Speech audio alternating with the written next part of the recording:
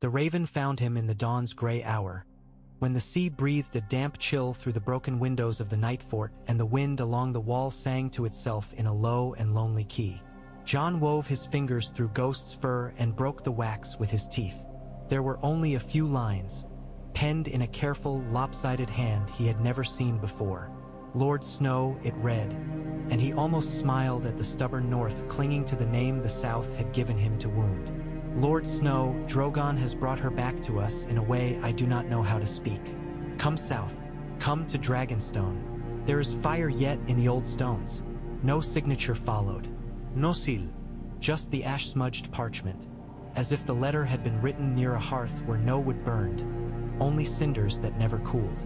John held the letter long enough for the cold to bite through the paper. He felt the wall's old watchfulness behind him, the thousand-yard stare of a long-dead kingdom. The dawn wore its first faint blush, and the trees on the far slope wore frost like a wound they tolerated. Ghost's breath wisped in white puffs as if the direwolf were smoking in the cold. Dragonstone, John said to the wolf, as if the word itself would test the truth. The name moved through his chest like a thought he did not want to own. Dragonstone was Targaryen ground, older than Baratheon, older than most things. He thought of a storm, of a girl with silver hair stepping from a fire, of the smell of burnt flesh and sweet oil and dragon breath. He thought of a grave that had never been marked in stone. Ghost looked up at him with eyes like red coals and said nothing, as wolves did. He departed within the hour. The wildlings watched him go with a silence softer than respect. He had given them a life above the wall that was not just surviving defying, and they paid him in quiet because there were not words to call a man friend and killer and king and brother all at once. Tormund clapped him on the back hard enough to shift the ghosts in his bones and handed him a skin of something that smelled like it had been brewed from regret and mushrooms. "You'll come back," Tormund said. "Or you won't. That's how it is with men who ride south into old songs." "Keep them safe," John said. "I'll keep them loud," Tormund said. "Loud is safer than you'd think." He rode to Eastwatch and took a fishing boat because the sea knows fewer borders than men pretend, and because he had no crest to call, no standard to unfurl. He went as the snow goes into river water, quietly dissolving into a larger path. In the nights he did not sleep. He dreamed of wings that weren't there, black as ink on the underside and gleaming like a blade on top, and of shadow passing over the moon like a hand smothering a candle. The island rose through a veil of fog like a dragon breaking the surface of a lake. Horns first, then the armored back, then the gleam of eyes that were really windows glazed with salt. Dragonstone loomed as if the sea had been punctured by something that was never meant to be. It was all points and scales. It was a reminder of a dream the land had once had about what it could be, and how it had woken from that dream less. The boatman muttered, traced the sign of the mother, then the stranger, then the mother again, as if to court both comfort and the unknown. He was met on the black sand by a young woman with hair the color of roasted wheat and eyes that had not yet decided to be any one thing. She wore a cloak lined with sealskin and beneath it simple leather, belts crisscrossing her torso as if she were prepared to carry too many blades at once. "You're late," she said. There was the faintest shadow of amusement at one corner of her mouth. "I didn't know I had a time." "You do when the stones start talking," she said, as if this explained anything. She offered him a hand. "I'm Enya, steward here, for sins not mine. You'll be Lord of Dragonstone if you'll have it." John looked past her. Above, the great causeway climbed toward the fortress's maw, and the carved dragons that flanked it watched the sea as if they were waiting for the horizon to change into something worth eating. "Who promised that?" he asked. "No one," Enya said, "but the island asked. Some places ask as much as people do and louder." They ascended the steps together, and John felt the old burn behind his ribs, the ache of a wound that was memory and oath. In the courtyards, men and women moved in a purposeful hush, as if they had given their fear to a god who had not yet decided to accept it. He saw tempered iron on racks, saw nets of chain hammered thin and gleaming with oil, saw wide shallow basins filled with black sand and bone-dry coal. A smell hung in the air that was not smoke and not salt. He knew it like he knew a hand he had held once and lost. At the threshold of the great hall, Enya stopped him with a palm on his chest. The stone underfoot was warmer than it should have been. John felt heat through his boots and ankles, a patient throb like the pulse of a deep creature at rest. "Whatever you say inside," Enya said, "say it like it's true, and it might be. That's what this place is. It listens. It remembers. It's not like castles that have forgotten themselves." The doors groaned at a touch. Inside, he saw light thrown up from braziers of volcanic glass, flames that burned with a steadier, bluer heart. And he saw a figure standing at the end of the hall near a table carved long ago in the shape of Westeros. The map's surface had a shine to it, as if oil had been rubbed into it to wake its seams. The figure turned at the sound of their footsteps. She was taller than he remembered, or perhaps grief had always bent his recollections to fit the dimness he carried. Her hair, once a banner of scalding white, had grown out darker at the roots, a tarnished silver that looked almost mortal.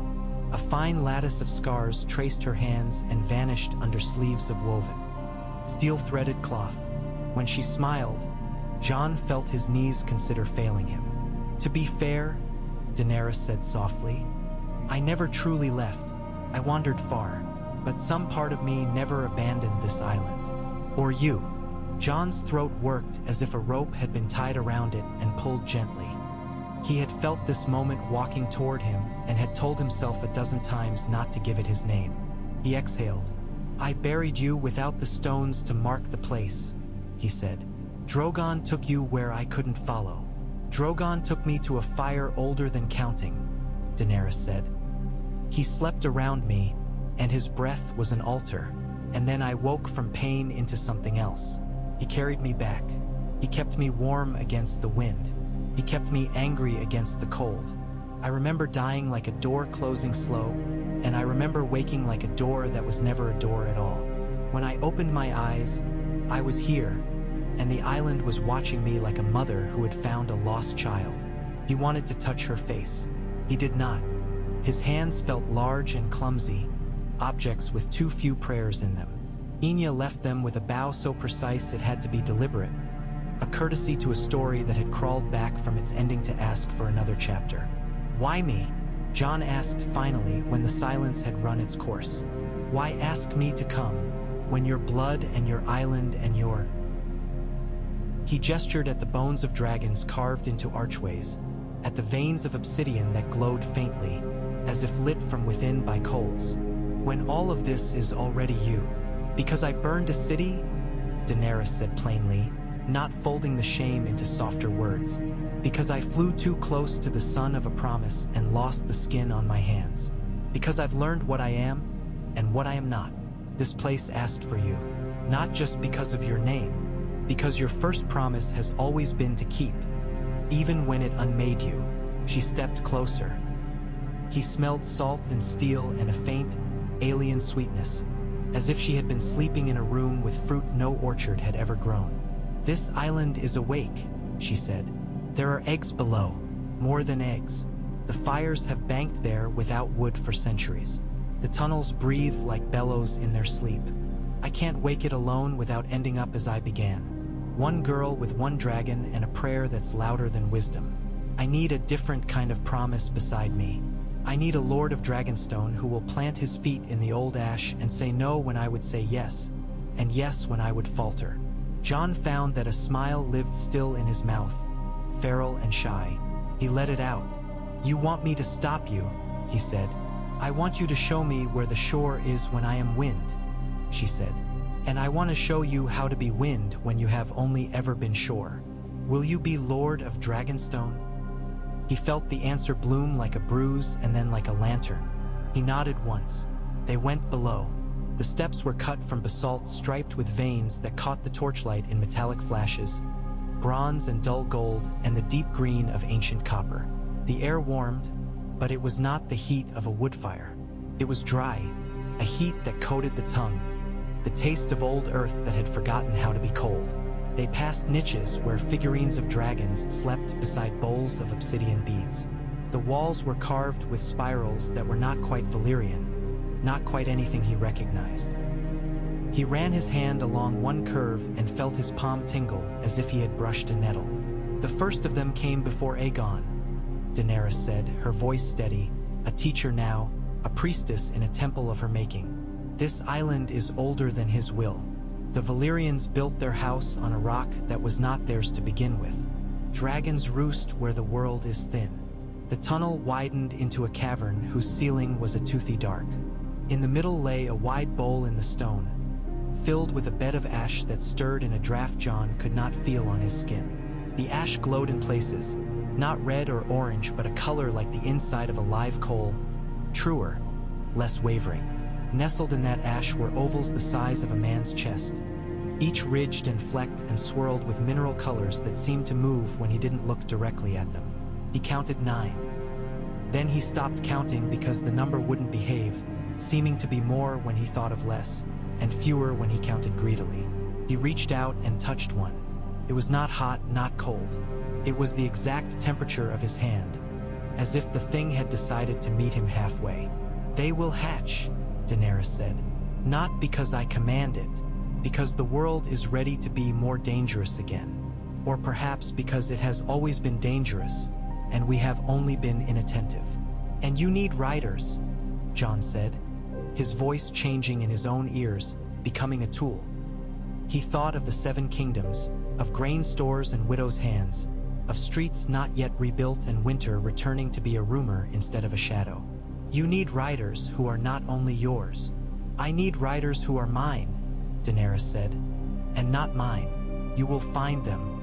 You will teach them what I cannot." "What's that?" "To love people more than the sky," she said, "and to know when to close a dragon's eye." He turned his hand on the egg. The ridges fitted his fingers as if they had waited for this grip. The ash breathed. Ghost made a low sound in his throat. Jon withdrew his hand and looked at Daenerys, at the light resting in her like a blade in a sheath. "When?" he asked. "Soon," she said. "The first heaves have begun. Did you not feel them in the steps?" He had told himself it was only his pulse. Jon left the cavern with his lungs rearranged by the heat and the knowledge of what would be asked of them both. The next days were a kind of fever he welcomed. Enya awakened the island like a sleeper who had been listening to the dreams of a household. Messages went out by raven and by stealth ship to the sea. Mourners of the broken kingdom, they did not call for lords. They called for people whose names rarely rang in halls. Fishermen who had waited out storms because of a rumor about the tide. Herdswomen who knew which goats would survive a winter no one else believed would be hard. A blacksmith with 4 missing fingers and a perfection in his eye that left no room for his own pride. A scribe who could copy a thing in 3 scripts without correcting its error, because the error itself belonged. They called for those who had ridden close to the edge of the world and not fallen simply because they understood edges were not what most men thought. They came, worse clothes than court, better eyes. They stood in the great hall with their hands hung awkwardly, not used to asking for more than their day, not used to being asked for more than their bodies. Jon walked among them. He spoke softly. He watched how they watched. He dismissed more than he chose, and the dismissals were a mercy because some people want stories until they meet the part where the story wants them. They began with 12. Not young, not old, not clean, not particularly beautiful. A girl from the fingers with scars on her knees from the rocks who moved with a care that made a beast relax. A boy from the Crownlands who had no voice and taught anyway with his hands and the shape of his mouth and the steadiness of his gaze. A mother of 3 from the Reach whose husband had died of a fever and who was learning, late and fast, the difference between grief and surrender. A soldier from the Stormlands who had refused 3 wars in a row because he did not like the way a lord said "you," as if he were pointing to a shirt on a washing line.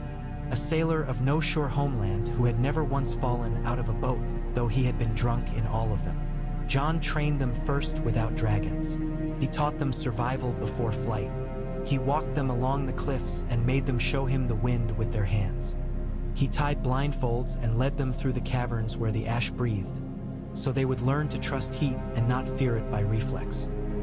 He swung them up on half-wild horses and watched their hips find the sway. Riding, he told them, was the grammar of movement you could carry across beasts. He fought them with practiced swords until all of them had a bruise he had given them, and he let each of them give a bruise back.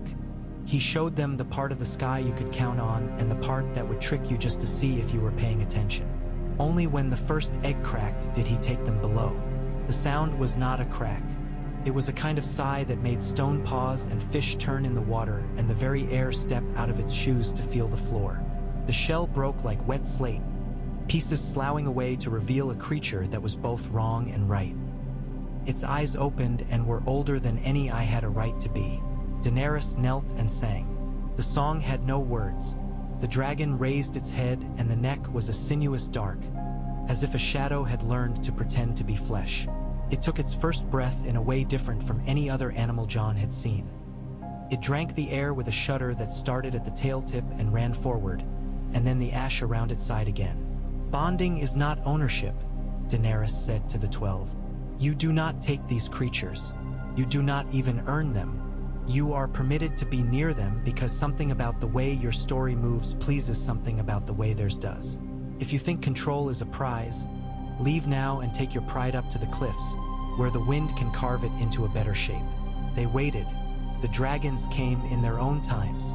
The second hatched with a soft hiss and a shower of thin, glassy shards that cut Jon's forearm and healed almost as he watched. The third fought out of the shell like a soldier breaking through a shield wall and collapsed panting, smoke on its breath like the ghost of a torch. The choosing was not clean. The girl from the fingers reached toward the wrong one and drew back with a wrist blistered sudden and wet. The mother of 3 stifled a cry and Jon saw her mouth shape the name of a dead child. And then the smallest of the hatchlings turned its head and smacked its lips, the sound like a kiss given to a memory. It waddled toward her and put its hot forehead against her knee and growled. A low, steady sound that had a comfort in it like a cat's purr and a threat like a lit fuse. Jon did not wait for one to choose him. That felt like a vanity. He worked with them instead. He taught the others how to be near danger without advertising the shape of their fear. He taught them the difference between stillness and stiffness, between command and invitation. He watched Daenerys work and learned when to speak and when to keep his mouth shut. He learned the new map of her. Grief had carved new roads in her face, but laughter still lived there, and a quieter ruthlessness he began to trust because he saw how often she turned it upon herself, shaving away excuses like weedy hair. The first flight was ugly. It always is. The dragons were not horses and had no interest in pleasing a person's notion of control. One leapt, flapped with the panicky vigor of a boy who had just remembered he could not swim halfway across a lake, and crashed into a basalt column with a sound like a gong hit wrong. Another climbed in an ugly zigzag that made everyone watching feel as if a part of their own body were about to break. The small one did not fly at all. It walked in circles around the mother of 3, sneezing ash, and Jon felt something in his chest uncoil, something like relief that not everything had to hurry to become its best self. They worked, daily then twice daily. Jon hammered routines out of dread, sweat, hope, and patience. They learned to mount using harnesses Enya Smiths had modeled after a corrupted memory of Dothraki tack and a sailor's instinct. About knots. They learned to bend at the waist when the dragon banked, to lean with the roll of a long body whose length you could not see and therefore had to imagine. They learned that the word no spoken with their whole body mattered more than shouting. They learned fire was a language and that different dragons pronounced it differently. One hissed flames in bursts, punctuated and tight.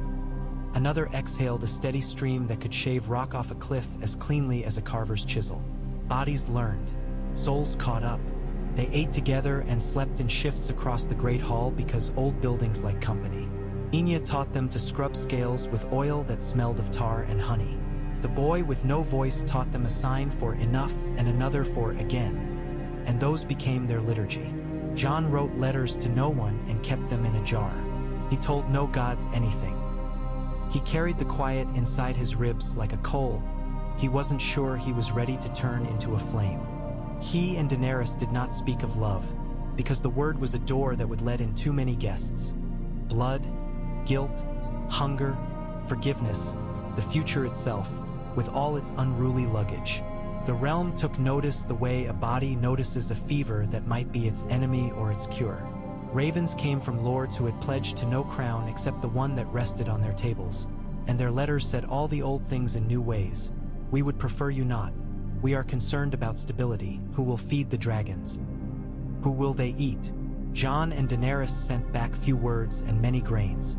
They sent fish to starving villages and carts of warm stones wrapped in wool to orphan houses still roofless after war. They sent healers where they could, not because it bought loyalty but because the island had eyes and it softened them to see them bright. The first fire used against men was a mistake, not the dragons. A brigand lord from the Riverlands thought to test the rumor of flight by attacking a convoy bound for a town where the roofs lay like broken ribs. He sent 30 men with quick horses and dull eyes. The dragon they met was the small one, grown longer, a molten bronze along her spine, still preferring ground to air when she could. Her rider, the mother of 3 whose name was Talia, stepped between men and beast with a kind of politeness Jon had taught into her, wondering, at last too late, whether men who tied children to posts to steady their aim deserved courtesy. The small dragon watched the men with that reptilian steadiness that never meant what people thought it did. One man drew, then another, and then a third, because people are never as singular as they pretend. Talia raised a hand and spoke no, with her shoulders and jaw and the tilt of her weight. The dragon saw the arrows but did not read them until one sang past Talia's ear and kissed her earlobe. And then the small dragon put her small body between Talia and all the men, and opened her mouth, and spoke fire that was not a stream but a fountain of bright, sharp droplets that lit men like wick and pitch. 3 fell and 1 ran screaming and 1 stood perfectly still until his hair burned and he realized his stillness had betrayed him. Talia wept while she pulled people from the light. The realm heard. Some smiled behind their walls, lips thin and eyes bright with a hope they did not wish to confess. Some wrote letters with new complaints and new offers. Some reached for old spears and found them heavier than they remembered. Jon and Daenerys made rules. They wrote them on leather because paper seemed too fragile and stone too convinced of itself. No fire against the helpless. No burning of storehouses. No fire used to conquer a castle. Dragons are for roads and stormbreak and for scaring the sea into keeping its bargains. Fire is to be used where a flood cannot be stopped by walls, and where a plague camp burns only by its own mercy, and where a mountain town has no winter fuel and must be given back the sun for a day. If you kill a man with fire, he will be a story, not a body. And stories have longer knives. They sent copies of the rules with flour and salt. They sent riders to show they meant it. A dragon landing in a field to stamp down a ditch a village had dug for a canal but misangled. A dragon breathed not flame but steam where seawater spilled into a marsh and began to rot casks of barley. A dragon coiled around a lighthouse whose oil had run out and warmed it so the flame would not die. The choosing continued. More eggs cracked. Some never did, and Jon felt grateful for that, as if the world itself had decided to remain partially unpredictable. The boy with no voice bonded with a slender gray dragon whose wings had a ragged margin like torn silk. Together they moved in a way that looked like sentences a poet would want to steal. The scar-kneed girl fell and broke her arm and learned to instruct pain, not obey it. The soldier who had said no to wars said no to his dragon twice, when it urged him toward a kind of bravery that was merely hunger. And then, when the moment was right, said yes and cut a firebreak through a burning forest with a line of flame so clean it left birds shaking ash from their wings like rain. Jon himself did not claim one. He went up sometimes with Daenerys on Drogon, whose blackness had matured into a spectrum of blacks. Green-black like marsh water at night, blue-black like bruises on iron, glossy black like a raven's shoulder in sun. When they flew, Jon did not imagine that he and the dragon understood one another. He only felt the concentrate of a life moving under him in a way that made him reconsider his own bones. He and Daenerys did not speak in flight. Silence, sky, and the sound of wings were a more faithful language than any he could make in his throat. In quiet hours, they walked the galleries of Dragonstone where the sea wrote its one poem with 1,000 accents. They did not speak as lovers until one night when speaking was simply the end of the same movement as breathing, and after that they continued as they had before, with more tenderness and the same caution. They were careful with each other the way a smith is careful with a blade in its last tempering. Neither eager nor afraid, accepting that the heat would make or unmake what they had spent so long pounding into shape. Winter softened as if it had heard a song it liked. Spring came on hesitant feet and then, finding the ground friendly, came faster. Word wandered in from all corners with the gate of truth. River traffic untroubled by bandits because there was a rumor that a dragon had taken to napping on a certain hill and did not like to be woken by screaming. A coastal cliff that had slumped for years into the sea now held back by a black, glassy curtain of cooled breath. A far orchard in the stormlands whose bees, warmed by a dragon's belly, had prospered strange and honeyed a harvest against all prediction. With prosperity came envy and fear. A lord in the rock wrote that old kings had kept dragons for crowns, and that the current rules felt like a yoke disguised as a collar. A circle of priests in Old Town sent a thick letter debating whether dragons were godly tools or temptations. Then a thinner letter declaring they were neither, and that declaring was beside the point. In King's Landing, where rubble now made a kind of garden, and children learned the older games out of ash-dusted chalk, a council of newly important men and women voted to recognize Jon as Lord of Dragonstone, and to recognize Daenerys as... They could not agree upon a word. Not queen, not tyrant, not regent, not saint. They compromised and wrote protector of the skyways, which was both stupid and strange and therefore something people would accept. Daenerys laughed until she cried when she read it, and Jon kissed the tears and tasted salt, and they sent back thanks and more flour. The first real test came not from within but from beyond. Far to the east, in the lands where maps trail off into gray delirium, a Khalasar fractured by its own wars found a prophet with a tongue like a knife.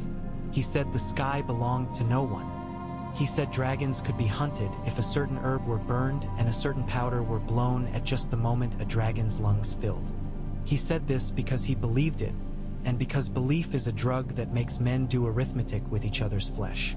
They crossed to the islands where the world forgets to keep count. They waited on a headland with fires arranged like teeth. They did not find Drogon or his kin. They found the gray dragon and the boy with no voice and a summer storm that had ridden the ocean to see something worth its reign. The prophet blew his powder and burned his herb. The dragon sneezed, and for a moment the boy felt his companion's vision blur. Not dim, but double, as if the world had grown a twin and the twin had moved a heartbeat out of time with it. He signed for hard, and the dragon answered with a roll that was half grace and half indignation. The storm came ashore with a sound like applause. Lightning struck the prophet's most careful fire and reminded him that powders and herbs were old tricks compared to the oldest one of all. The sky is complicated and no man can marry it. The boy with no voice did a thing no one had taught him. He pointed downward with 2 fingers, then opened his hand wide and held it there. The dragon, the boy, did not descend to blast and crow. They descended to hover a long minute over the men trapped between wet fire and wet cliff, and then they wheeled away and were gone, leaving the prophet to the logic of his choice. He died the way people die when the sea chooses to keep them, which is to say entirely and without paperwork. News of the attempt went outward like oil on water, slick and fast. Men toasted the boy with no voice in taverns where no one knew his name.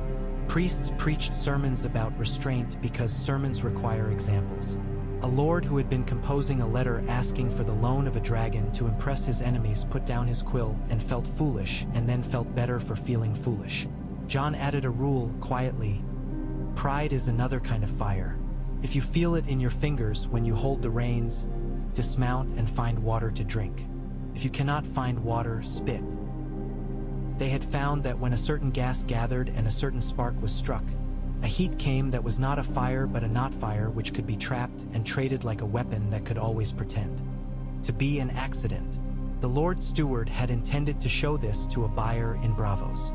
The demonstration swallowed 12 men and threatened to swallow the rest. Jon stood in the heat and knew it, a cousin to the heat in the caverns but without intelligence, without anything to direct it but hunger. He left and returned with 2 dragons and a cart full of barrels. In the shafts, the dragons breathed not fire but a hot wind that encouraged the gas to move quickly toward a vent where the barrels waited, filled with wet sand. When they were done, the steward wept and asked to be burned. Jon refused. He assigned him to learn to dig wells in dry places and to dig 100 and then another 100. What if he runs? One of the miners asked. Then the world is wide, John said, and I am tired of making my tiredness other men's sleep. If he runs, someone else will become better at digging. The old families did not like him for that. The new ones did. Daenerys liked him in the old way and the new, and they grew old the way people do who do not count themselves as old until they see children do something for the first time that their own bodies can recall only with paperwork and caution. In the 7th year of the Riders, a fever came out of the west that was not like any plague. It did not take the old or the weak first. It took the best, the ones with bright cheeks, the ones who had run this morning and laughed last night. It spread across boats and blankets and cups. Priests prayed and found their voices a fraction of a second behind the sickness. Healers bled and burned inside. Daenerys went into the caverns and did not come out for a day and a night and a day. Jon paced the great hall and did not sit, as if sitting would ask him to make a demand of a god. When Daenerys emerged, her hair smelled of ash and wet stone. She spoke to Drogon as if to a river that had forgotten its name. She asked him for something and he went. He returned with his breath steaming in a white that was not cold. He curled not in the hall but on the roof above. His belly pressed to slate until the slate groaned. The air turned sweet and metallic. When the fever reached Dragonstone, it found something in the breath beneath the eaves, something that turned the edge of its ambition. Took some. It did not take many. Healers learned to steep linens in bowls that had sat overnight beneath downspouts warmed by dragon bellies. The fever broke the way storms break when a mountain finally interrupts them, all at once, with a clarity that looks like surrender from a distance but is artistry up close. There were deaths anyway. The boy with no voice lived. His dragon died, and he grieved like an amputated limb and learned to plant trees with saplings thin as fingers. Talia lived. Her smallest child did not, and she moved through mornings with a gentleness that could not decide whether it was going to become forgiveness or patience. Enya's hair went gray at the temples, and she began wearing blue on high days, the color of a good sea. Jon and Daenerys did not have a child of their bodies. Sometimes this sat between them with its own chair. Sometimes it was a window they looked through and saw the same things. They had the riders. They had the island. They had the work. They loved one another as if the world were a bowl they had agreed not to drop. They argued like people who believed the bowl was always worth one more mending. Near the end of the season, when the island sweetens with ripe kelp and gulls grow fat, a ship arrived flying no banner. It was small and repaired in many places. Its crew had the look of those who had traded years for miles. A woman stepped off with hair braided tight to keep a story from unraveling. She carried a bundle wrapped in a blanket spun with some thread that caught the sun and gave it back multiplied. She did not bow. She looked at Jon and Daenerys the way a person looks at a gate she has reached after a road of thefts and kindnesses and dumb luck. She unwrapped the bundle. It was an egg. It was not like theirs. It was not stone or shell. It was something else. A lattice of plates that looked grown rather than formed. Too delicate to have survived. Too deliberate to have been accident. It pulsed faintly in time with nothing any of them could feel in their veins. I found this beyond the place where the maps are ashamed, the woman said. I brought it not for gold. For knowledge. You have made rules, I have heard. I have a son who is brave and a husband who is not dead yet, and I want rules to meet this thing if it becomes more than it is. Daenerys took the egg and her hands trembled for the first time in Jon's memory when she held something like it. Drogon raised his head on the roof and looked west as if to see through water. We will not become what we were, Daenerys said to Jon that night, which was both a vow and a reminder and a wound she knew how to press to stop the bleeding. We cannot pretend to be only keepers of roads and roofs when the sky itself is bringing us questions. No, Jon said. We can continue to be us. She laughed quietly. What is us? Patience and fire, he said, and the promise to choose people first. They built a new rule for the egg. It was short. New things want names. Do not name them until they tell you what to call them. They did as much. They kept the egg in a room where the windows faced 3 directions so no wind would be biased. They slept badly for a week and then better. They learned a song with no words that they could hum when they did not know what to think. The realm settled into a way of being that was not peace but was its cousin. Children grew up pointing to the sky and guessing the names of riders they could not truly see from the ground. Old men died with the smell of warm stone in their hair. People lit candles for all those who had been asked too much by history, and found that the wax softened more easily than it used to. Near a winter's end that had been less cruel than most because work had taught the land new habits, John stood on a parapet and looked out over the water. Ghost pressed his shoulder to John's knee. The sea glittered in the dull light like a soldier's grin, tired and still wanting to fight. Daenerys came and stood beside him. Her hair had silvered into something truly white again, but it was not the white of a banner. It was the white of foam on black rock, the color the sea makes when it remembers that it is more than hunger. "Do you ever wish to be only a man of the wall again?" she asked. "Yes," John said, "when I want less thinking, when I want to be told a job is done because the hour ended. And now, I've learned," he said slowly, "that the hour never ends. It only changes its name." She smiled, crooked with an old habit of courage. "Lord of Dragonstone," she said, like a toast spoken low so as not to wake anyone.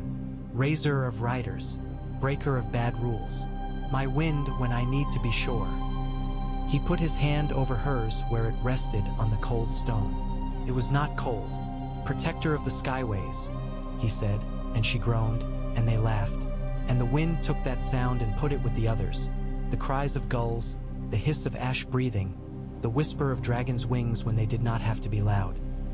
Below them, on the black sand where the first letter had found him back into a story he had thought closed, two children ran with a kite shaped like a fish.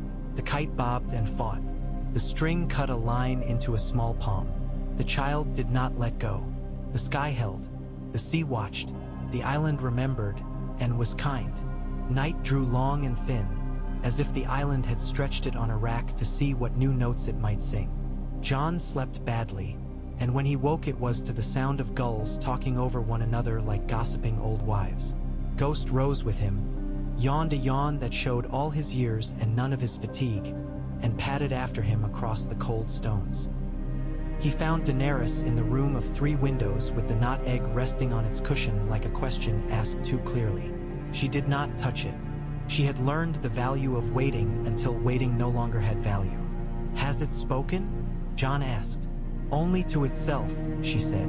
"It makes a pulse sometimes when the wind takes the north window. No other time." He stood beside her and watched the thing with the same attention he had given fires on the far horizon when he was younger, measuring, making numbers into sense, not trusting the first thought to be the right one. At the seam between 2 plates of its shell, something like a breath moved slowly out and in. Not air, presence. He could feel it in his teeth, a little ache like cold water drank too quickly. "Names can be cages," he said, thinking of the newest rule. "But sometimes a name is a rope across water. Then let us give it both possibilities," she said, and smiled without looking away from the egg. "We will say it is a tide, and also a bridge, and we will refuse to decide when it is which." He nodded. It was the kind of answer that had saved them more than once. By noon he was on the practice field above the southern cliffs, the wind coming in aslant and full of salt. The riders worked in pairs today, shifting saddles from dragon to dragon, learning the insult of unfamiliar joints and the grace of borrowing courage. Talia held her small bronze as if she were telling her a secret through her knees and spine. The scar-kneed girl, Mara now, since names had a way of sticking when they fit the work, rode the gray with a seriousness that made John think of a water wheel, steady and relentless, turning shyness into motion. The soldier from the Stormlands, Duran, stood in the lee of a stack of nets and watched a young boy from Driftmark try to still his own trembling long enough to make a mount that would not become a fall. "This one needs to be stubborn about a smaller thing," Duran said, not looking at John but knowing he was there. "He keeps trying to be brave at all of it. Better to be brave about the left foot and let the rest follow." John raised 2 fingers in agreement. Duran grunted, stepped forward, and said to the boy exactly what he had said to John. and the boy nodded and made his left foot into a decision. The right foot learned from its brother. The dragon lowered her head, batted the boy's hip with her muzzle as if testing the new mathematics of him, and allowed him up. John watched another half hour, corrected a harness, made a rider dismount, and walked the perimeter until he could breathe without showing how hard breathing was. Then he went to the nets and took down a battered shield and a wooden spear and carried them to the edge where the field fell onto air. He held up the shield and let the wind strike it, then angled it until the pressure made sense. The spear he held like a line drawn through a problem. He stood there long enough that the riders began to glance over and consider what he was doing. "Come," he said finally, and his voice still carried in a way that surprised him sometimes, as if his throat remembered different walls pressing sound forward. "You know how to ride. Today you will learn how to hold a life that is not yours while the sky tries to take it." They came in ones and twos, some on foot, some already mounted, and he set them as he had set himself, backs to the black drop, shields up, spears held not like threats but like arguments they would make only when the other arguments had failed. He taught them how the wind lies and how it tells the truth.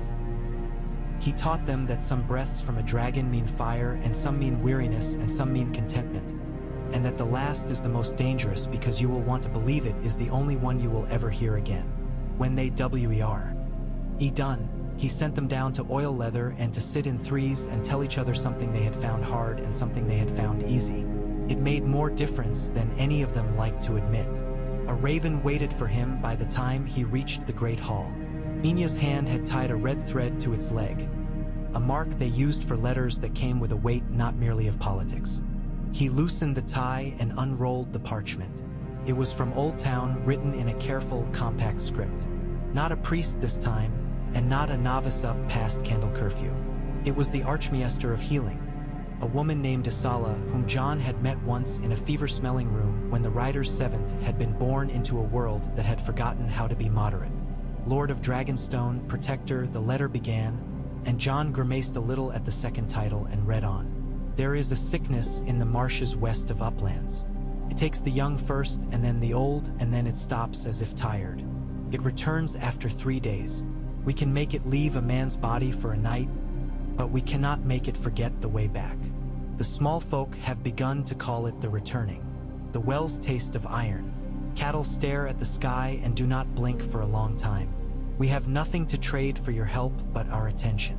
Will you send a rider? Will you send your woman who knows how to teach air to be different?" He took the letter to Daenerys. She read it twice, then set it gently beside the knot egg as if to test whether two unsolved things made each other easier. "We can spare 2 riders," she said. "Talia and Mara. The small dragon knows ground. The gray knows patient air. I'll go with them." John was already shaking his head. "If it is the returning, it might be a thing that steals from the center. We cannot empty Dragonstone just to fill another place with our worry." "I'll go. We'll both go," she said at once. And when he opened his mouth, she lifted a hand and left it there in the air between them like a gate. "There are times when the wind demands it. Drogon will smell this illness farther off than your caution will. And there is a thing I learned in the caverns last winter. If I turn my head for it, it is still there. If I stay and look, sometimes it changes." He considered. She was right in the way that irritated and relieved him. He smiled without granting that he had been convinced. "Inya will command the hall," he said. "Duran the field. The boy with no voice will mind the knot egg and sing to it if the weather turns. He does not like to sing. He will learn to call it something else." They left before dusk, when the air's temperature slides from one word for cold to another. Drogon took the lead with an impatience that needed no translation. The small bronze and the gray leapt after, and for a while their shadows on the water looked like a script too old to read. The marshes west of Uplands were not the sort of place any song would choose to begin, which made John suspect one might. The air was thick and tasted like wet nails. Dragonflies the size of a man's hand moved with jerks that had their own intelligence, a language of stops and starts. The ground lay green and jealous under thin water. Villages rose on stilts where the reeds gathered in gossips. They landed on a spit of higher earth beside a longhouse built of reeds and good intentions. People came out slowly. John saw at once the shape of the sickness in their faces, the new hollows just under the cheekbones, the gleam in the eye that was not fever but the memory of it, the flinch at any sudden noise as if sound itself had been unkind lately and might be again. A young woman stood between them and the dragons with a spear too straight for a marsh. She had bound her hair in a knot that would not make her sorry when the reed flies tried to crawl into it. "We asked for help," she said, and her voice was hoarse with too much watching. "Not for fire. You asked for attention," Daenerys said, sliding down from Drogon with the same quiet she had used in halls and rooms and on nights when the only honest thing left to do had been to weep. "We brought attention with wings. Sometimes it's the only kind that arrives in time." The woman took this in without liking it and led them to the worst house, as all people do when strangers come and they choose to trust them with the truth. Inside, the air had been sweetened with herbs whose names Jon knew only by the shapes of their leaves. 3 children lay on pallets. One breathed in shallow, fast sips. One stared at the roof as if trying to count a number that changed each time. One slept with the exhausted surrender that had once made Jon love and hate babies in equal measure. 3 days, the woman said. They rise. They beg for fish. They play and fall down like shirts off a line. They forget hours. Then they wake with burning and we cannot make them cool. They gag when they swallow water, and they clutch their bellies as if someone is twisting something inside. Then they sleep like that, and then they wake and ask where they left their shoes. "Wells?" Jon asked. "The old well, a new one we dug last autumn. The river when it is low, the river when it is high, the rain when it falls. We boiled the water until it gave up and tasted of smoke. We strained it through cloth. We prayed into it. Show me the well," Daenerys said softly. They walked out into late light that had given up on brightness and settled for honesty. The well sat at the edge of the reeds, walled in with stones that had traveled here on the backs of patient men. Dragonflies lifted and settled again on the rope. Drogon lowered his head and drank in scent, then huffed, then opened his mouth and breathed, not fire. A warm exhalation that made the rope tremble and the stones look briefly as if they wanted to melt into one another and forget how to be separate. "Not now," Daenerys told him. "Give me the shape of it, not the end of it." Dru. Gon closed his mouth and laid his chin on the mud like a monstrous, obedient hound. Jon knelt and lowered a bucket. The water came up with a thin film on it that caught the light strangely, shivering like a mirror with a fever. He sniffed and thought of the mine near Lannisport, the not fire in the earth, the gas that liked to be coaxed and hated to be named. He touched the film with a finger and felt his skin tighten as if drawn slightly inward. "There is a breath under the water," he said. "Not ours. Old, not smart. Powerful the way hunger is powerful. The well's bottom touches a pocket," Daenerys said, thinking aloud in the way that had become her newest courage. "Either the diggers found it or the pocket found them.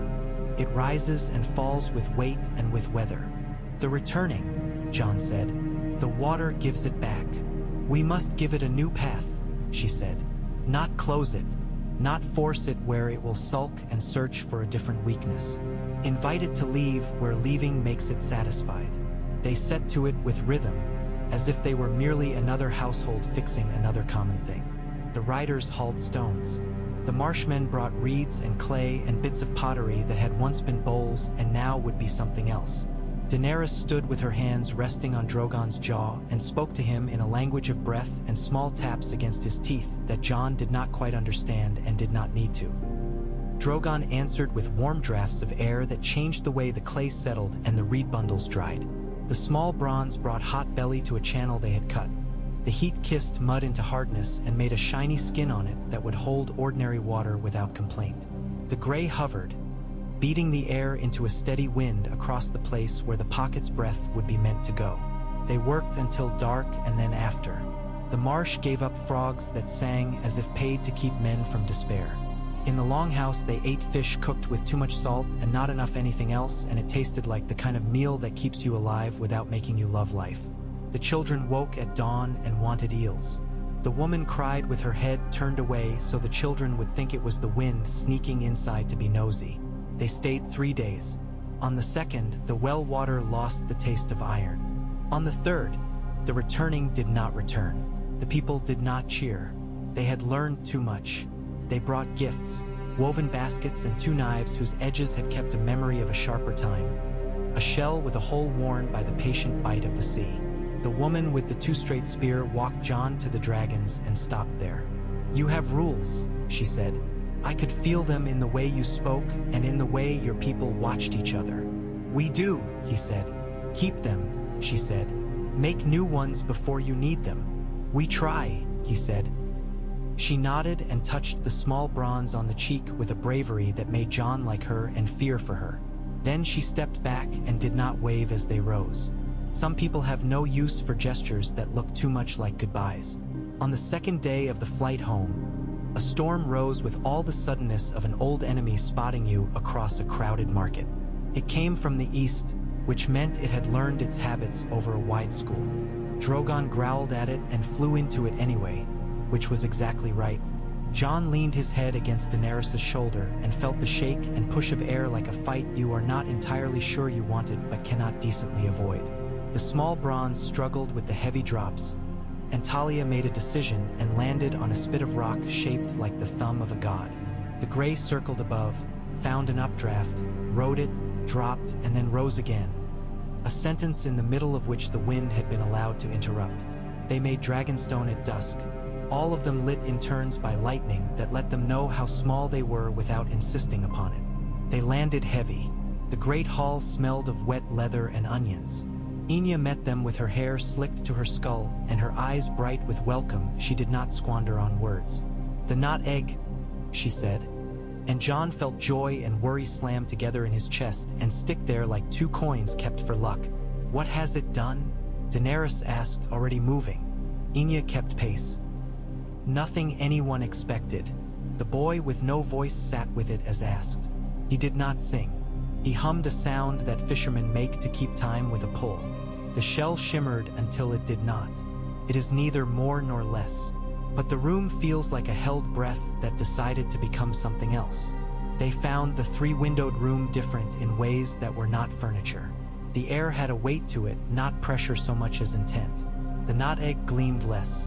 Its plates, which had been clean and separate, now seemed to reference one another with tiny flanges like the edges of leaves that refused to grow straight because wind taught them early how to listen.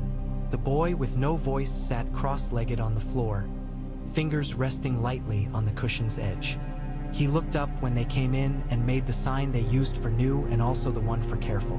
"Does it want anything?" Daenerys asked. The boy shrugged and then drew a circle in the air and opened it with his fingers until it became a wider circle, and then he placed his palm on his sternum and pushed it outward slowly. John had seen him make that once for a child who would not stop crying. Give it room. They gave it room. They emptied the wide windowsills. They removed 2 chairs. They asked the air for patience and did not mind feeling old for doing so. At midnight, the plates of the not egg quivered where they met. At dawn, one of the plates lifted a finger's width and then lay back down as if embarrassed at having asked for attention. On the second night, John woke to a feeling like snow falling in a place where snow has no business. He found Daenerys already standing in the doorway, hands at her sides, the skirts of her night robe stirring in a draft that did not touch his ankles. The plates of the not egg were lifting, not opening but shifting aside, like ribs making room for a deep breath. Something inside pressed against the gap and paused and pressed again. The boy with no voice sat very still and made no sound, which was not new, but which had a new quality to it, a silence like glass set down on wood without a clink. The creature that came out was not as small as the dragons had been, and not so large that the room needed to reconsider itself. It slid rather than stepped, a length of body that did not commit to legs or to their absence. Its hide was not scales, not skin, but a pattern of plates far finer than those of its shell, overlapping in mosaics that moved as if each needed to ask its neighbor's permission before shifting. It had an eye on each side and a third where the forehead would be if it had one, but the third was not an eye in the ordinary way. It was not wet. It did not blink. It opened and closed like a flower, and when it opened, the air in front of it changed color without changing its light. Drogon put his head through the high window that faced the sea. He did it slowly, with the carefulness of a creature who knows he can break most things by accident. He breathed out, and the window's old leaded panes rattled but did not shatter. The Knot Dragon lifted its head and opened its flower eye and held its small, narrow mouth a little open, as if tasting a word it did not yet know where to place in a sentence. "It smells like a storm inside a mine," Jon said softly, and the boy with no voice showed teeth, as if what had been said had scraped the inside of his stomach in a pleasant way. "What do you want to be called?" Daenerys asked the creature, not with softness but with respect, which includes the possibility of disdain. The creature's side eye turned toward her, the third eye shut. It made a sound like reeds stirred by a foot, and then the sound that water makes when a heavy fish turns under it, and then nothing. "We will call you neither until you argue," Daenerys said. "We will also call you friend, so that you may refuse that if you like." Ghost stepped into the room with his feet leaving no sound and put his nose very close to the creature's flank. He sneezed and then sat, as if having discovered a fact that would not be improved by standing. Neither ate nothing the first day. It drank a small amount of water from a bowl, and then tipped the bowl gently with the side of its body and watched the water run toward the low corner, and seemed pleased to have learned something about the room. On the second day, it ate a dish of chopped fish, and something like a sigh went through its plates. And thereafter it ate twice a day, small and precise, and the boy with no voice hummed to it, not because he wished to sing but because he had realized that call and response was a way to share loneliness without naming it. The riders wanted to see it. Jon allowed 3 at a time. Talia came first and sat with the mother's ease she had learned to use on dragons as well as children. Neither rippled once toward her and then did not again, as if testing whether she would flinch. She did not. Doran came and stood instead of sitting, and neither rose the front half of itself to match his height, and they regarded one another until Doran said, "Enough," and neither lowered itself by half an inch, then another, then another. Mara brought 3 dull stones and set them in a line and waited to see if the creature would knock them over. Neither placed itself around them so that each stone rested in a shallow made by its plates, and then lay very still until Mara took them back with a small smile that had been slow to find her face since her fall. Other matters refused to wait for wonder. A ship from White Harbor limped in with a story of raiders wearing colors that were not colors. A cloth dyed in a way that looked different each time the light changed. They had taken nothing but rope and salt and a small iron bell that the sailor telling the tale had loved because his son liked to ring it. The raiders had not cut throats. They had damaged sails in a way that made the crew late to their own lives. The sailor felt this as injury. Jon promised to run the coast and lay a drift net of riders along it, not to burn but to watch. He sent the Grey to lead, because that dragon preferred height and patience and did not mind being bored when bored was the proper tool for the job. A letter from King's Landing arrived with 2 seals and not enough sentences. It asked for the loan of Talia and her small bronze to light a kiln whose fire had been sulking for months. It asked, in a second paragraph written in a different hand, for anything Jon and Daenerys could say to stop a faction of lesser lords from insisting upon a levy of dragons for the city's defense. Daenerys wrote back in her neat, firm script, "No dragons will be levied for your walls. Walls are for men to mind. We will light your kiln and send you 10 carts of dried kelp and a recipe for it that will not make children spit. We will also send a rider to sit at your council and say no for us when you cannot." Jon read the draft and added one line. "If you feed the hungry first, they will feed you when you are hungry later. If you feed the comfortable first, they will teach you the language of hunger again." The kiln took fire under Talia's careful insult. The small bronze snorted a short, precise breath that turned sulk into obedience without setting the roof nervous. The council learned the taste of refusal and found that it enriched other flavors. The lesser lords wrote letters that used the word duty with the wrong accent. Then they stopped writing and worked on their walls and their wells. Neither grew. It did not grow like the dragons had, in leaps that demand. Dee knew thought about saddle leather and weight and the distance between a rider's fear and her mouth. It lengthened at night and woke each morning a handspan different. Its plates learned the habit of light and turned shadow and shine into language that the boy with no voice learned to read. Sometimes it went very still and opened its flower eye and looked not at a thing but into the space just to the side of it. and after it did that a draft would slip through the room and the small hairs on John's arms would stand up and he would feel for a moment as if a story he had forgotten were trying to get back into his head. It did not want to fly. They learned that in the courtyard the first day they tried. It did not want to climb a harness or learn the taste of a bit. It did not want a bit. It did not want more than one person in the room with it when it made a new decision. It did not want meat from a man's hand. It would take fish placed on a flat stone and would bump the stone after, as if to learn whether gratitude made a useful sound. Daenerys did not try to make it into her memory of anything. She watched it and spoke to it and refused the urge to invent purpose on its behalf. She had learned that lesson late and stubbornly. She was grateful to be allowed to learn it at all. A season turned and brought with it the smell of green that will not be told no. The riders' numbers held steady at 28, with 3 in training who might yet become something other than riders and would not be ruined by the not becoming. The Grey's rider took a wife who brewed beer that made men think of a hill at dusk.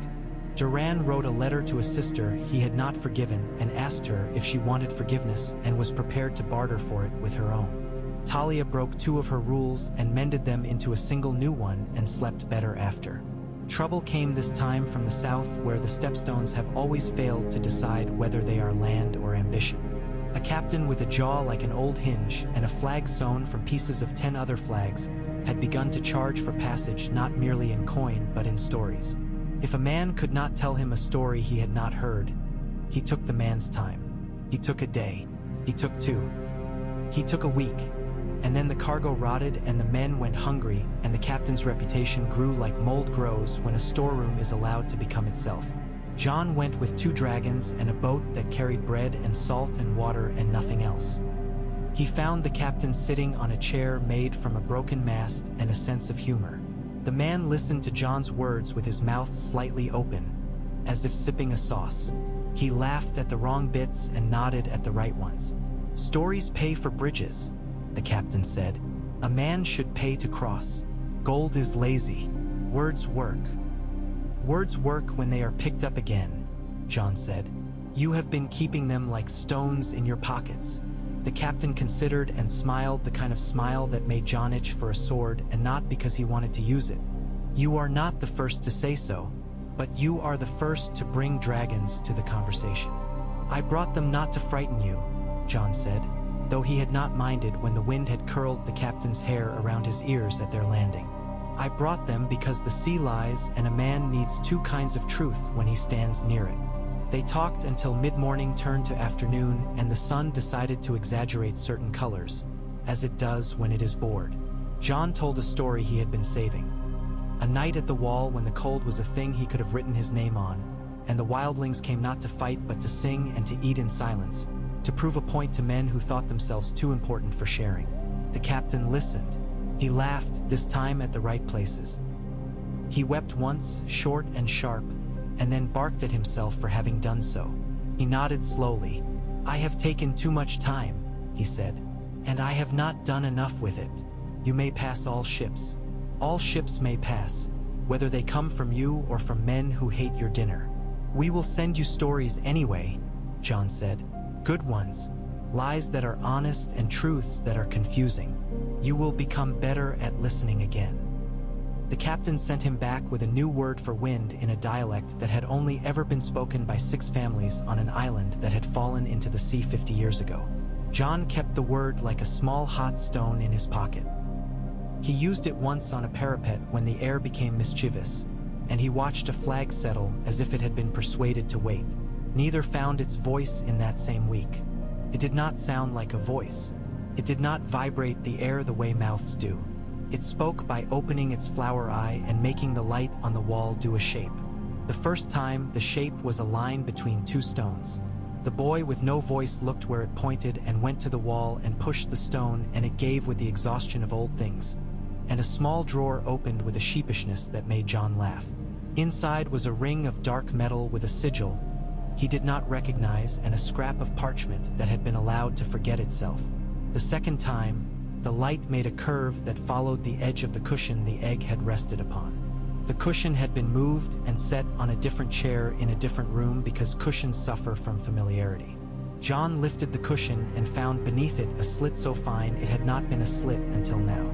Inside lay a bead of obsidian drilled through the center and stained with something that made his fingers feel colder than the room. Daenerys watched all of this with an expression that could have been distrust and could have been awe and was probably both. "You found us a drawer," she said to Neither. "Now find us a door."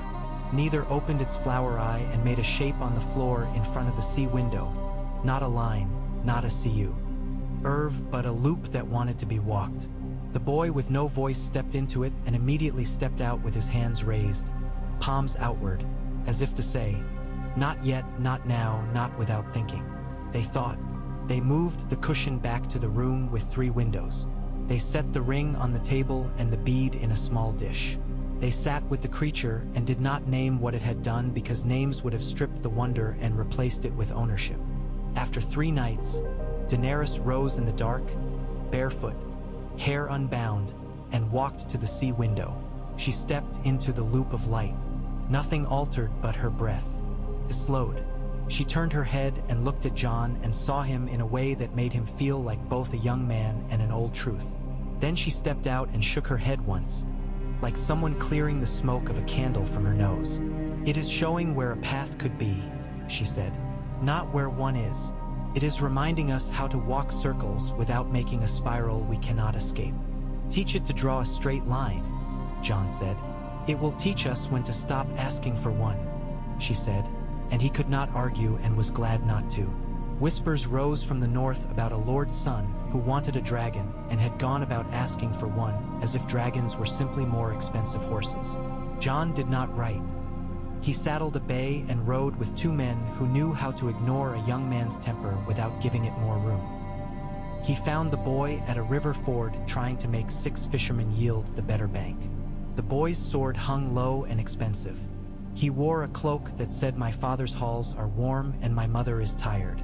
Jon sat on his horse until the boy's breathing changed from proud to uncertain. "You want a dragon?" Jon said at last. "Yes," the boy said, "because youth sometimes is good at honesty in the worst ways." "Why?" "Because I am meant to want one," the boy said, and then, with more bravery and less sense, "Because I want to be you." Jon dismounted and walked the horse into the river and let the water take his boots and his trousers up to the knee. He reached down and lifted a handful of silt and watched it leave his hand in brown ribbons that looked like the word no written in 6 different hands. "You do not want to be me," he said. "You want to be worth what you already have. Find a widow who is angry and make her less alone. Find a well that lies and make it stop. Find a wall that has stood too long and make it confess why. Do that for a year and you will wake one morning and know you want something else. And it might be a dragon or it might be bread that rises properly on a day of rain." The boy's temper had burned down to embers, which are more useful than flames for certain work. He looked at the fishermen and said, "Which bank makes it easier to get your boats out on fog days?" They told him. He moved his horse. He moved his pride. Jon left him there to learn a lesson that would not finish itself for years. He returned to Dragonstone to find Enya on the parapet with her mouth set in a line that had frightened lesser men into more sensible decisions.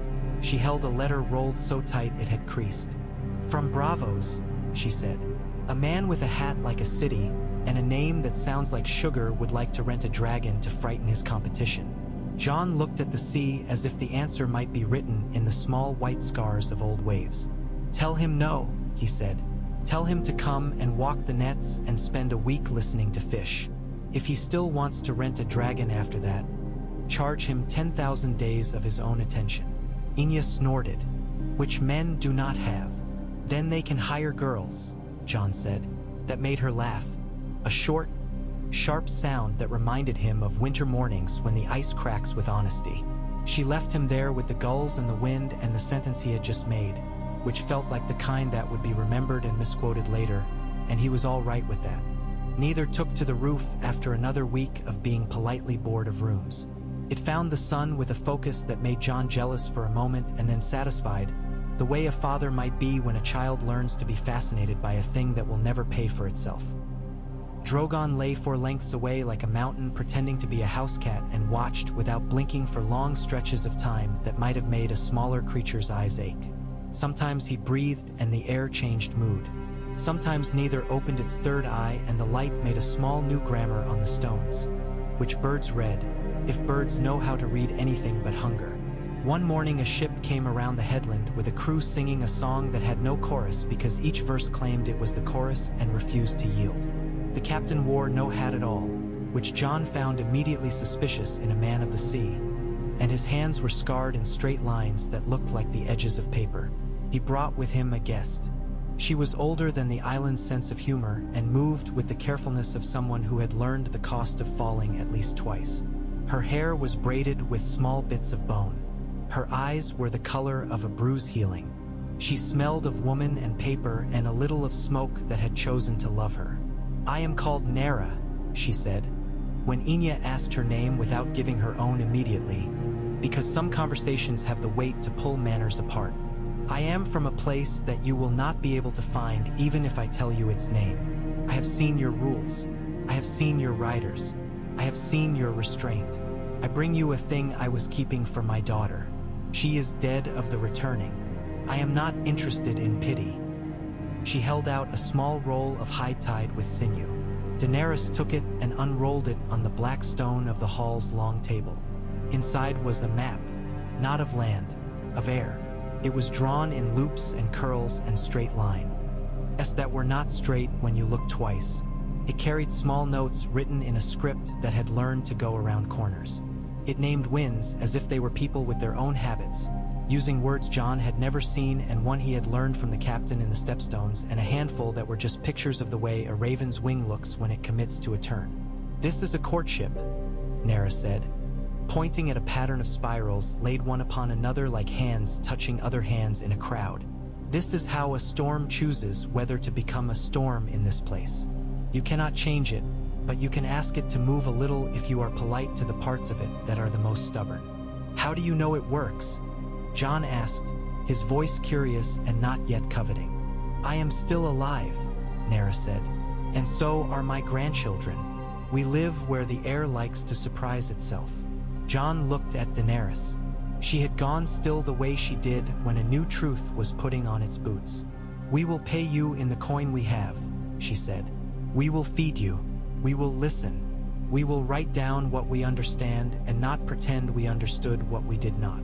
I did not come for pay, Nera said. I came to see if what you have done here is as simple as some say and as complicated as others whisper.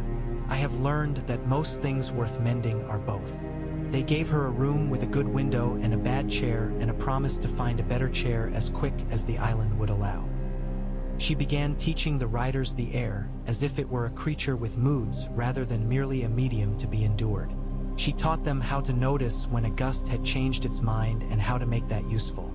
She taught them 3 names for a wind that wants to pretend to be nothing and how to coax each version into admitting it existed. She did not get on a dragon. She did not need to. She could see the sky inside a cup and be right about it later. Neither took to Nera with the impatience of a student who recognizes an old teacher and is offended to have found her again. It opened its flower eye and made shapes on the wall and the floor that Nera read without pretense and answered aloud. She called it child sometimes, and sometimes when she did not wish to do it the honor of a name. Neither moved toward her when she said child and away when she said sometimes, which made Nera laugh a laugh that sounded like loose stones in a gourd. Conflict did not wait for them to finish learning. News came up from the reach of a field burned not by drought or carelessness, but by a dragon's breath tied to someone's cruelty. The rider was no rider of theirs. The dragon was no dragon of theirs. A man had chained a half-grown brute in a barn and fed it offal and anger until it spit both. He had lit fire to punish a neighbor and to make payment of fear. The fire took wheat and the bones of a woman too slow to flee her sleeping mat. Jon stood in the great hall with a thickness in his mouth that meant either blood or words. We go, he said, and this time there was no question of who. Daenerys nodded once. They chose Doran to ride with them, not because steel would be needed, though it might, but because he had become very good at choosing the shape of his silence to fit the hole in another man's noise. They found the barn. They found the dragon tied to a post that had cracked and would fall if the creature breathed twice with temper. They found the man who had done this hiding behind the principle that men should not come onto land that was his. "Unchain it," Daenerys said to him, standing at the threshold with her hands empty. "You will not like the next thing I say if you do not obey the first." The man spat. "You chained me," he said, looking at the sky as if he could hold it personally responsible for the rain his father had not gotten at the right time 20 years ago. "We chain our own," Jon said. "We do not chain what cannot learn from a chain." The man held to his fear as if it were worth more than it was. Doran walked past him, not touching his shoulder, not asking permission, and cut the chain with 3 strokes that nicked the blade because a chain that has eaten offal becomes proud of itself. The dragon raised its head and blinked both eyes as if remembering how they work, then looked at Doran and did not roar. It tried, but the sound had been trained into a smaller space by too much hunger and came out like a cough. Doran lowered his sword, opened his hands, and spoke one word that means nothing and everything. "Easy." Daenerys stepped in then with a rope in her hand and made a loop and did not put it over the dragon's head.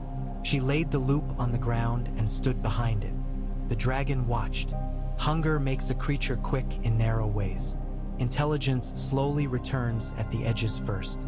The dragon's nostrils widened. It put one foot through the loop and then another, and then it froze because the absence of pain confuses even malice. Daenerys moved the loop and made a second, and the dragon stepped out of the first and into the second, and if this was not magic, it felt like something better. Respect.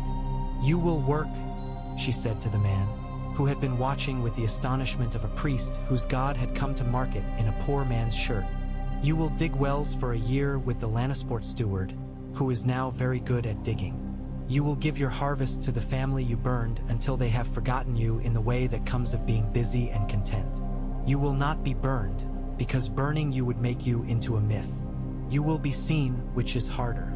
The man looked at Jon, not because he wanted his mercy, but because he could not bear to look at the woman who had taken the thing he feared and made it obey rooms. Jon held his gaze for the long time it took to make memory, and then he nodded at Doran, who guided the man out as if to water a horse. They took the dragon with them. It did not like the sea. It did not like the smell of the island's heat. It learned to like fish, the bottom scraps first, and then, when it had earned a place in a line of waiting jaws, a piece with a strip of skin and a bite of fat, it learned to sleep with neither near, and neither learned to lie with a plate or 2 raised in a way that allowed another's breath to move through the gap. When autumn returned with its pockets full of cold mornings and apples bruised by their own ripeness, a raven arrived from Winterfell with no string around its leg, because some messages are carried not by words but by the courage of a familiar weight landing where it knows it will be fed. The note was short and written by a hand Jon had not held for too long. "Brother," it said, and that was both the salutation and the whole letter, because some men send everything with the first word and expect you to come. Jon rode in 2 days. He did not take a dragon. He took Ghost and 2 riders who had never seen Winterfell and wanted to know whether all the stories had undercounted the stones. The road north tested the will of horses and the patience of men who moved slower than their thoughts. They camped where an inn had once offered soup that tasted more of salt than of meat and was missed in the way bad habits are missed when they were also company. They met a woman traveling south with a basket of sharp cheese and a look that said she had made her peace with the hours. She traded him a wedge for a piece of a story and called it fair. Sansa met him in the courtyard dressed in a gray so well made it made history look inexpensive. Her hair was the red of certain leaves that fall last. Her smile was the one she had learned to use when she was sure her choice was right and was waiting to see if her body would agree. "Brother," she said aloud, completing the letter. "Sister," he answered, and hugged her long enough to remember what mother smell is like on a person who has never had a child. She held him longer than she had planned, which meant she had needed this more than she had told herself. They ate in the hall with the banners allowed to move just enough to feel alive. She spoke of harvests and marriages, and a small quarrel with a house that had always measured its worth in a system of weights no one else had agreed to since the reign of a king no one loved. He spoke of marshes and dragons and neither, and she listened with a face that had learned to keep its reaction behind a door's thickness until the moment came to open or close it. "And you came because of a word," John said finally, when the meal had turned from food into grace. "I came because I am tired of men in the south wanting our winters to be their argument," Sansa said. "But I asked you because a thing is moving under the bar rollins. The ground hums there as if it were counting. We have seen lights that cannot be blamed on men drunk with torches. The shepherds say their sheep have learned a new fear that has no teeth." He sat back and touched his cup and did not drink. "Old," he said, and Sansa nodded. "I sent men with good boots and clear heads," she said. "They went and came back with little on their tongues. The ground there holds on to its secrets like a miser. It gives them out only when no one is looking. I think it would be a kindness to the land to be asked by someone who knows how to ask a different way." "I'll go," he said. "I'll bring a dragon that is politely bored by gossip. I will bring neither if it wants to come. We will have rooms warm enough for your manners," she said, and he heard in it the affection she saved for men who could be made to feel foolish without becoming dangerous. "Stay the night and remember your bed when your feet were smaller." He stayed. He slept in a room that had kept his shape somewhere in the weave of its rushes. Ghost kept the door and dreamed of rabbits he would not chase in the morning for politeness' sake. In the night John woke and went to the window and saw the yard nearly empty and remembered a boy who had walked here waiting to be told what sort of man he would be. He smiled at the foolishness of that, and at the mercy of every person who had told him the wrong answer and made him find the right one anyway. He rode to the bar rollins with 3 men who knew how to fill a silence without ruining it. They reached the place Sansa had named and felt the hum in their bones before they heard it. It was a frequency that had forgotten to be young. It was not threatening, not exactly. It was insistent. It reminded John of a woman he had once known who had hammered knives until they became good and had not spoken while she did it because the steel was listening for her mistakes. The land there did not show what it knew. It rolled in the old way, trusting the sky to keep men honest by embarrassing them in public when they lied. John dismounted and walked with his hands not touching anything, as if to prove he could. Neither had come after all. Carried in a net slung carefully beneath the gray like a truth being shown without letting it touch too deep water. It slid from the net at the edge of the field and lay with its flower eye closed as if calculating in a different currency. "Look," one of the men said, pointing with 2 fingers, the way Nera had taught them when pointing seemed too much like choosing sides. In the shallow of a barrow, the grass lay flattened not by feet or the drag of a net, but by a thought that had pressed down until the blades learned obedience. John walked to the dip and set his boots on the flattened grass. He did not feel different until he breathed out. The breath did not go straight, curved in front of his face and slid sideways and fell. He lifted his hand and pushed at the air, and the air pushed back the way a lazy cat swats at a child's string.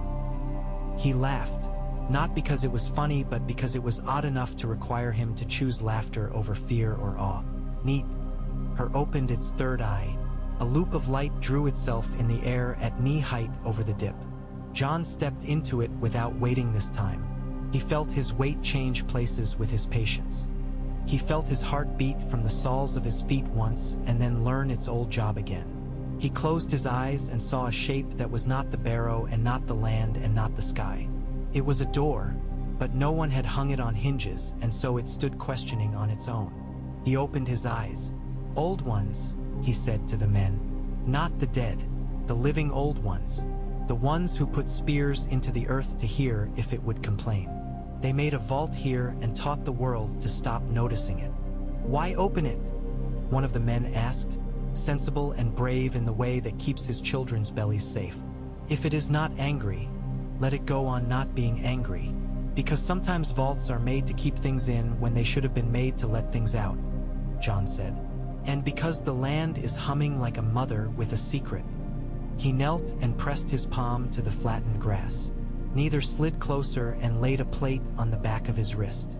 The gray lowered its head and breathed a careful breath that did not heat and did not chill but made the sweat on John's upper lip decide whether it would stay or go. It stayed, honest sweat from honest work. The dip deepened. The door that had no hinges learned the idea of a seam. It made a sound that people like to call a sigh when old things are finally asked to do their job. It was not a sigh. It was the sound of weight remembering it was only an agreement. The vault opened.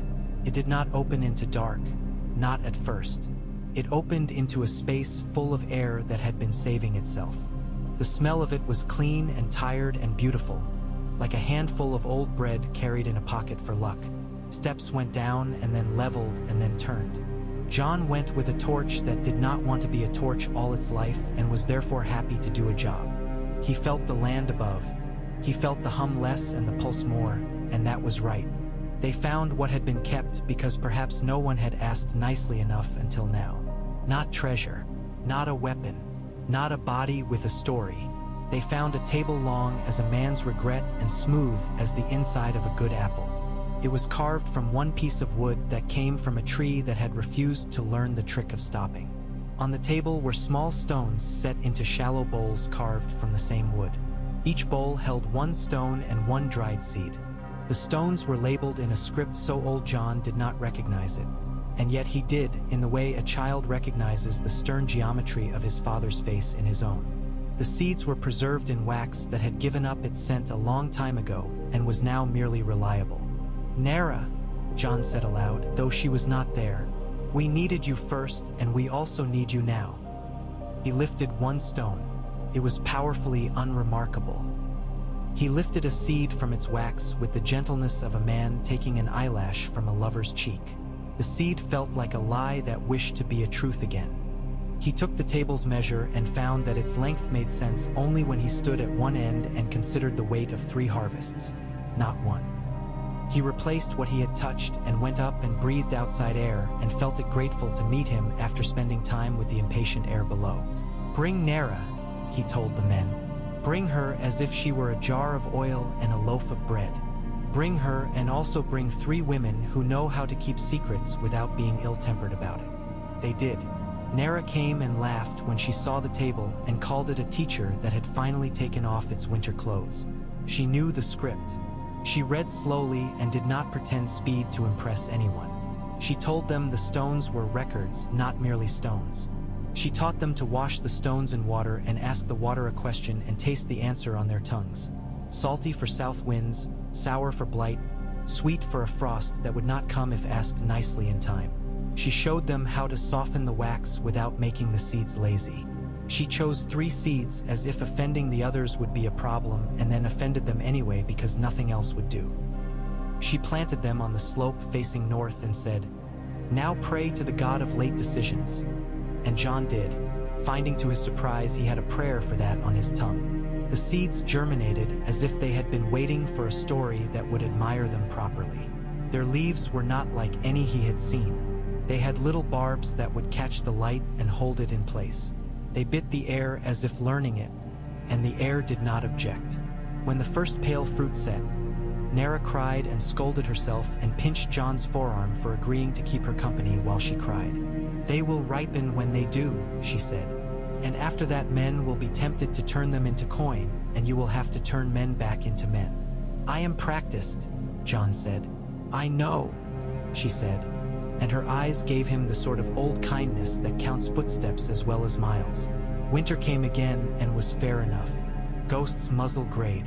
Drogon slept more and more in a way that made the roof think about complaining.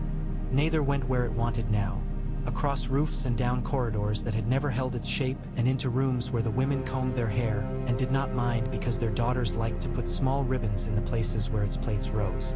It became part of the talk of the place, like a cat or a weather vane or a certain loose board in the East Hall that had finally been nailed down and then came loose again because houses do not enjoy becoming complete. A war almost happened and then did not. It had the shape of 2 men's pride facing in the same direction and needing to be turned by a pain that would not scar. Daenerys went with Enya and a dragon who liked the fee. El of cold on his tongue and stood between the men on a bridge while the riders sat their dragons in the clouds and watched their breath mingle and did not perform. She spoke for an hour. She did not mention dragons. She mentioned wheat and widows and wells and a certain song that was only sung on feast days in a village neither man had visited since their birth. She lied 3 times and promised 4 doors and 1 window. She left the men with a choice that allowed them to remain men and become better, and then she came home and slept for 20 hours and woke hungry enough to frighten the kitchen. John spent a day teaching a boy of 8 how to oil a saddle and let the boy teach him how to throw a small stone at a larger stone to make the larger stone move a little, because boys know how to do that and men forget. He spent another in the caverns, his hand on an egg that would never hatch and might be a comfort to touch for the next 100 years for that very reason. He spent a night with Daenerys watching lightning far away. They did not speak until the storm had used up its need to impress them. "Do you ever want to stop?" she asked him, and it meant all of it. Dragons and rules and neither this nor that and being both. "Yes," he said, "when I am tired like an old board, when I want to be told the correct thing and left to do it." "And now?" she asked a second time, because sometimes she enjoyed making him finish his own sentences. "Now I am not an old board," he said. "I am a table." She laughed softly and then did not and then did again. "Yes," she said, "you are." Spring came early and late and correct. The seeds in the barrowlands grew into fruit that men could eat without lying to their tongues. They were sweet but complicated, like a promise that hurts and then is kept. They did not spoil quickly. They traveled well. A song began to be sung in the markets about them that used Jon's name twice and Daenerys's once and neither's not at all, and that was fitting and also silly, and people laughed when they sang it and then bought the fruit anyway. The day the song reached Dragonstone, the Nateg's cushion sagged in a way that suggested it was telling jokes about hips. The boy with no voice tried to fix it with 2 stitches and a new oath. Neither slid onto the cushion, as if to point out the futility of mending what was meant to end. Daenerys shook her head and asked for a new cushion that did not remember pity. A ship from the east brought more questions than cargo and a smell of cinnamon that had taken a beating in the hold. It brought a woman with a scar across her throat and a voice that had learned to whisper so loud it could be heard in 3 rooms at once. She had flown once, though not with them, and had fallen and had learned the language of ground the hard way. She wanted to learn how to speak to dragons without ever leaving the earth again. Jon and Daenerys sat with her in the courtyard and listened to her story and stood with her while she walked the fence line with her hand on the posts as if the posts were teaching her something. They gave her a job. She would be the person who taught people to love dragons without wanting to be them. She did it with a gentleness that made men bristle until they saw that gentleness was as hard to learn as any sword form. The day after that, a letter came from a coast village with no name, signed with a thumbprint and a line. "We have made a new kind of net that does not drown the small fish. We will show it if you will send someone who will not laugh." Inya went. She came back with a net and a grin and a story about a grandmother who had made a child cry by loving him without flattering him. They remade every net on the island and then sent nets to 3 towns that had sent them only insults in the past. The insults stopped for a while. When they came again, they were smaller.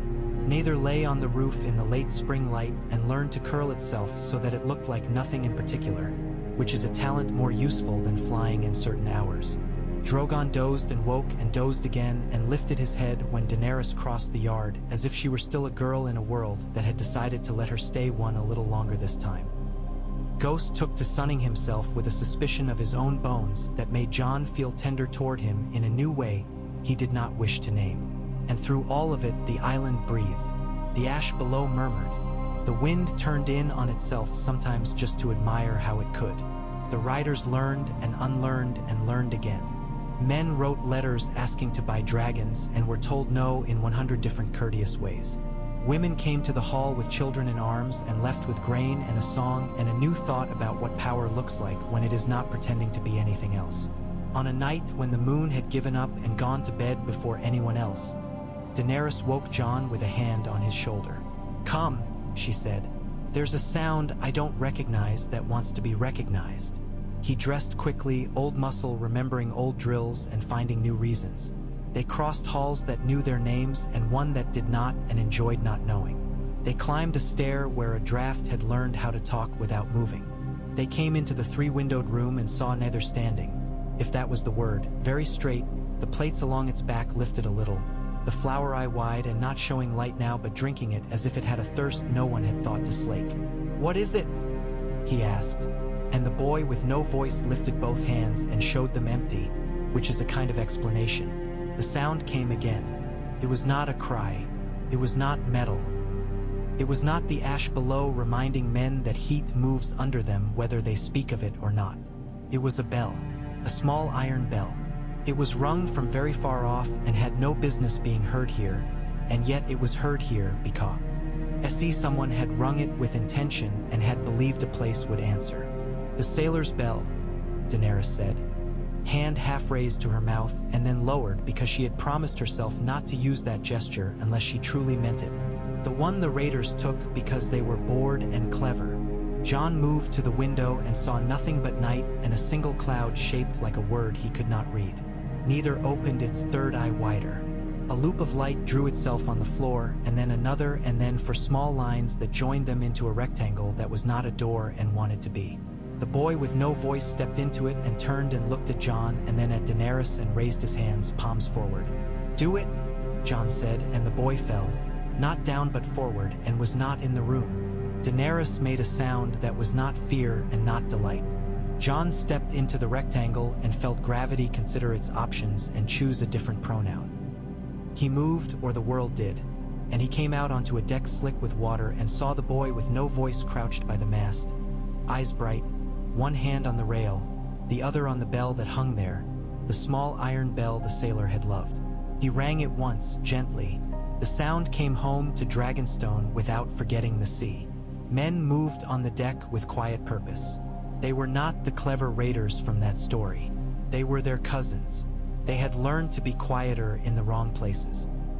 The captain raised his head and did not see Jon and did not see the boy and did not see the rectangle of nothing at the edge of his deck. Because sometimes men do not see the door even when they run into its sill. He went on with his work and would for another minute and a half, and then he would turn and the world would do a new thing. Jon took the bell from the boy's fingers and rang it twice more. And then he stepped backward and was in the three-windowed room and the night, and the boy with no voice appeared with salt on his lips and a grin like a new scar. "We have a door," Daenerys said, very quiet. "We have a bell," Jon said. "We will give it back. We will stop men stealing time from men who cannot spare it. We will be careful," she said. "We will not become thieves of our own hours." He nodded. He looked at neither, who was breathing more quickly now, small plates rising and falling, the light in the third eye dimming and brightening as if a tide were arguing with a rock. "We will make a rule," he said, because rules had saved them even when men sneered. "We will step through only to return something stolen or to fetch back a person being made smaller. We will not go for curiosity and we will not go for pride." Daenerys nodded.